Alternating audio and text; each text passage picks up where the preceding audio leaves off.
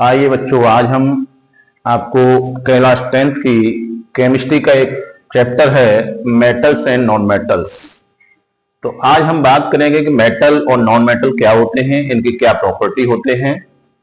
तो चलिए हम बात करते हैं। देखिए, मेटल्स एंड नॉन मेटल्स क्या है कि अब तक जितने भी मेटल जो एलिमेंट हैं, पहले हम एलिमेंट की बात करता हूं। एलिमेंट के टोटल एलिमेंट हैं, अब तक टोटल एलिमेंट जो रिसर्च हुए हैं वो हैं 118। तो 118 टोटल एलिमेंट हैं। उनमें से फिर कैटेगराइज किया गया। इसमें से जो एलिमेंट्स होते हैं उनको 3 ग्रुप बना दिए गए।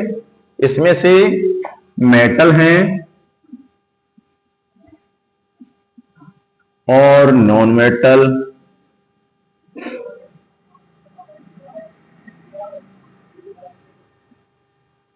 और हैं मेटेलॉइड्स।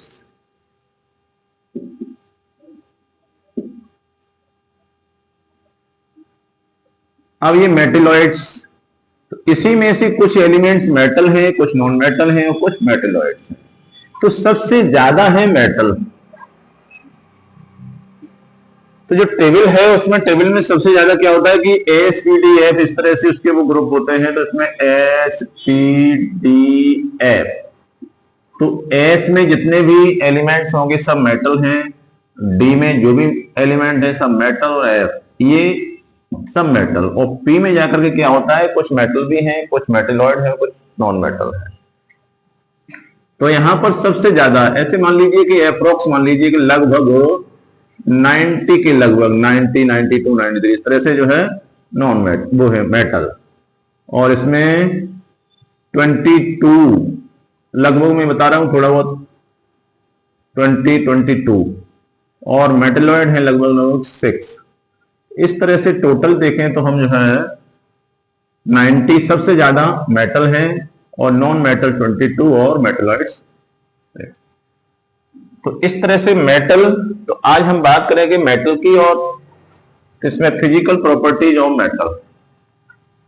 मेटल क्या होते हैं कि मेटल की कुछ अपनी प्रॉपर्टीज होते हैं, इससे उनको जो है अलग किया जाता है। मेटेलिक लस्टर, मेटेलिक लस्टर क्या है कि मेटल्स जो भी होते हैं वो चमकीले होते हैं।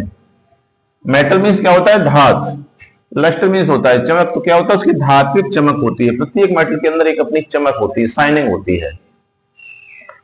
तो मेटल की एक प्रॉपर्टी हो गई मेटेलिक लस्टर। तो आप बोल सकते हैं मेटल्स आर लस्ट्रस। तो मेटल सब कैसे होते हैं, लस्ट्रस होते हैं। इसके बाद हार्डनेस देखी जाए। हार्डनेस क्या है, हार्ड यानी कठोर होना, हार्डनेस। तो मेटल मोस्टली क्या होता है कि ज्यादा से ज्यादा मेटल होते हैं वो सब के सब हार्ड ही होते हैं। लेकिन यहां पर कुछ एक्सेप्शन में दिया गया है कि कुछ मेटल सॉफ्ट भी होते हैं और कुछ लिक्विड फॉर्म में होते हैं, जैसे कि मरकरी होती है। तो ये मरकरी होती है जो नॉर्मल टेम्परेचर या रूम टेम्परेचर पर क्या होता है लिक्विड फॉर्म में होती है। और सॉफ्ट मेटल देखे जाएं तो सॉफ्ट मेटल में सोडियम और पोटेशियम ये सॉफ्ट भी होते हैं। सॉफ्ट ऐसे मान लीजिए इनको चाकू से काटा जा सकता है। तो यहां पर आप लोग जब हार्डनेस की बात पढ़ो तो वहां पर यह भी ध्यान रखो कि ये कुछ एक्सेप्शन है, इनको भी याद रखना है। इसके बाद बात करते हैं मेलिएबिलिटी। मेटल्स जो होते हैं मेलिएबल होते हैं। अब ये मेलिएबल क्या है कि जब भी हम किसी मेटल को लें और उससे हम किसी हम्बर यानी हथौड़े से बार बार उसको हम बीटन करें। जब हम मेटल को हम्बर से बार बार बीटन करते हैं तो जैसे मान लीजिए कि ये है कोई मेटल का पीस और उस पर हम्बर चल रहा है, तो हम्बर चलेगा तो क्या होगा कि ये पीस जो है वो थिन शीट में चेंज हो जाएगा। तो ये मान लीजिए ये क्या हो जाएगा, इसकी शीट जो है पतली थिन शीट बनाई जा सकती है। तो इस तरह से आप समझ सकते हो मेटल्स जो होते हैं उनको अगर बीटन किया जाएगा तो वो थिन शीट में चेंज हो जाते हैं। तो इस प्रॉपर्टी को हम कहते हैं मेलिएबिलिटी। तो मेटल्स कैसे हैं, मेलिएबल हैं। मेटल्स आप मेलिएबल, सबसे ज्यादा मेलिएबल है गोल्ड और सिल्वर। गोल्ड और सिल्वर ये सबसे ज्यादा मेलिएबल होते हैं। इसके बाद देखिए डक्टिलिटी, मेटल्स की एक प्रॉपर्टी है डक्टिलिटी। डक्टिलिटी क्या है?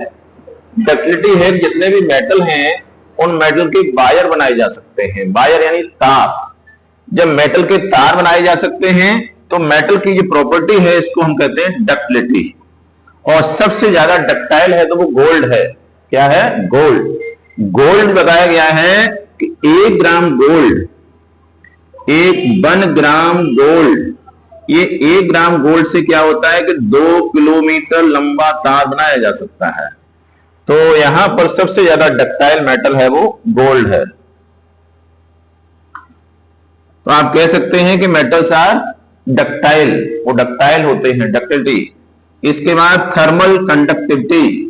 थर्मल कंडक्टिविटी, मेटल को अगर मान लीजिए कि हम हीट, मान लीजिए कोई हमारे पास रॉड है मेटल की, और मेटल की रॉड को हम इस साइड में क्या करें, बर्नर लगा करके यहां से हम हीट करना स्टार्ट कर दें। यहां पर हम जो है फायर, आग जलाएं, और इस एंड को हम, ए एंड को हम हीट कर रहे हैं।